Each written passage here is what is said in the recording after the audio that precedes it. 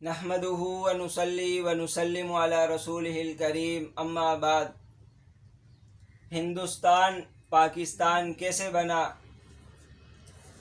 نبی کریم صلی اللہ علیہ وسلم کے زمانے سے ہی سندھ کے اندر اسلام آ گیا تھا۔ صورتحال کچھ یوں ہوئی، جب کفار مکہ نے نبی کریم صلی اللہ علیہ وسلم سے چاند کے 2 ٹکڑے ہونے کا مطالبہ کیا، نبی کریم صلی اللہ علیہ وسلم کے ہاتھوں سے معجزہ رونما ہوا۔ تو جس طرح عرب کے لوگوں نے چاند کے 2 ٹکڑے ہوتے ہوئے دیکھے، ہندوستان کے لوگوں نے بھی چاند کے 2 ٹکڑے ہوتے ہوئے دیکھے۔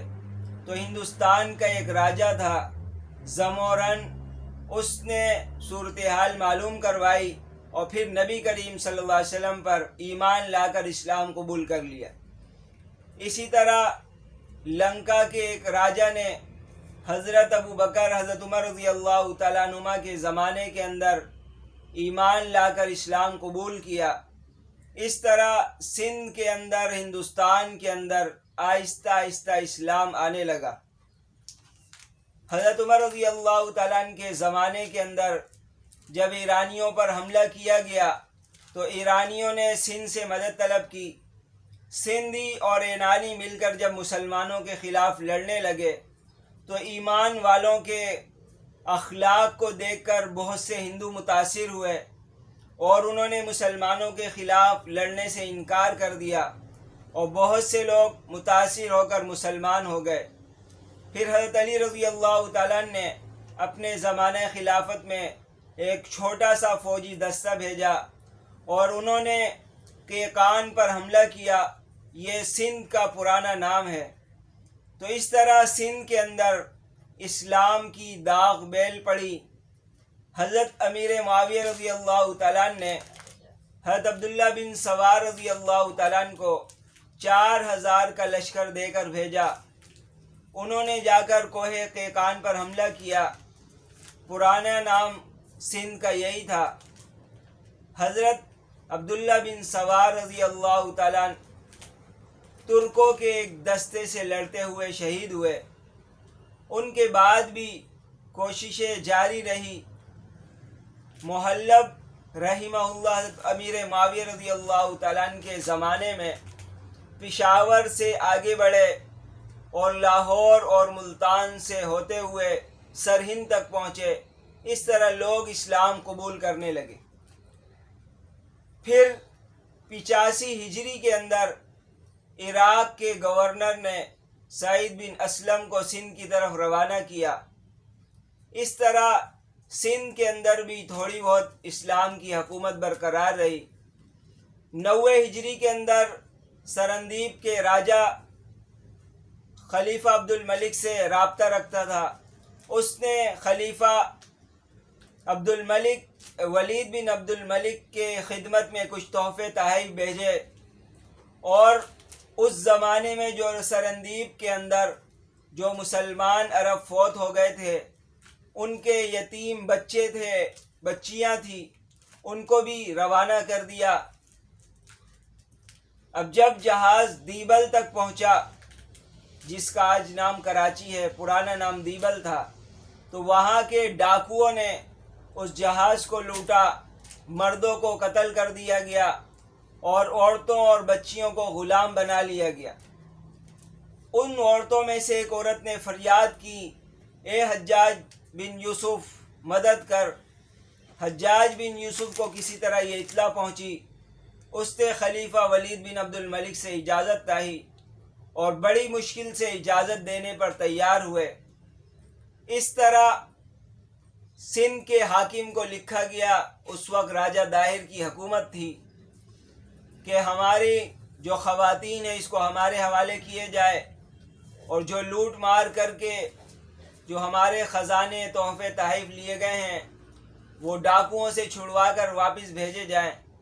راجہ داہر نے کہا کہ میرا ان کے اوپر کوئی زور نہیں ہے۔ تو حجاج بن یوسف سمجھ گئے، حالانکہ اس کو کوشش کرنی چاہیے تھی، لیکن اس نے صاف جواب دے دیا۔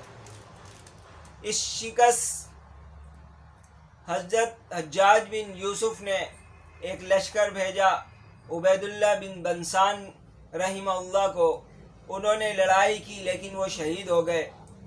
حجاج بن یوسف نے اس معاملے کو بڑا سیریس لیا اور اپنے بھتیجے محمد بن قاسم کو بھیجا جن کی عمر 17 سال تھی، ان سے سندھ کے علاقے کو فتح کروایا۔ اور اتنی تڑپ اور فکر تھی سندھ کو فتح کرنے کی کہ سندھ سے لے کر پورا عراق تک ایک ڈاک کا نظام قائم کیا، چوکیاں بنوائی، ہر چوکی پر گھوڑے کو تیار رکھا۔ پورا سندھ تک جو 1 مہینے کا سفر تھا وہ ان کے گھوڑوں کے ذریعے سے جلدی طے ہوتا تھا، اور وہ وہیں سے ہر قلعے کو فتح کرنے کا طریقہ بتاتا تھا۔ اس طرح 93 ہجری کے اندر محمد بن قاسم نے آ کر آہستہ آہستہ سندھ کے علاقوں کو فتح کرنا شروع کیا۔ راجہ داہر سے محمد بن قاسم کی لڑائی ہوئی، محمد بن قاسم نے اس کے لشکر کو شکست دی۔ اس طرح سندھ کے اندر اور سندھ سے آگے ملتان تک اسلام کے جھنڈے لہرانے لگے۔ ہندوؤں نے مسلمانوں کے اخلاق دیکھے، محمد بن قاسم کا رویہ دیکھا کہ وہ جنگ میں تو بڑے سخت ہوتے تھے لیکن جنگ کے علاوہ ان کا عام برتاؤ بہت بہتر ہوتا تھا۔ خلیفہ ولید بن عبد الملک کی وفات ہوئی تو سلیمان بن عبد الملک کی حجاج بن یوسف سے کھٹپٹ تھی۔ حجاج بن یوسف بھی ولید بن عبد الملک سے 1 سال پہلے وفات پا چکا تھا۔ اس نے اس دشمنی کا بدلہ لینے کے لیے محمد بن قاسم کو بلوا کر اور زہر دے کر شہید کروا دی۔ بہرحال اس کے بعد ہندوستان اور سندھ کے اندر تھوڑا تھوڑا اسلام چلتے رہا۔ بنو امیہ کا دور ختم ہوا، بنو عباس کا دور ختم ہوا۔ 374 ہجری کے اندر پنجاب کے راجہ جے پال نے غزنی پر حملہ کیا۔ وہاں پر مسلمان حکمران سبکتگین کی حکومت تھی جو سلطان محمود غزنوی کے والد محترم تھے۔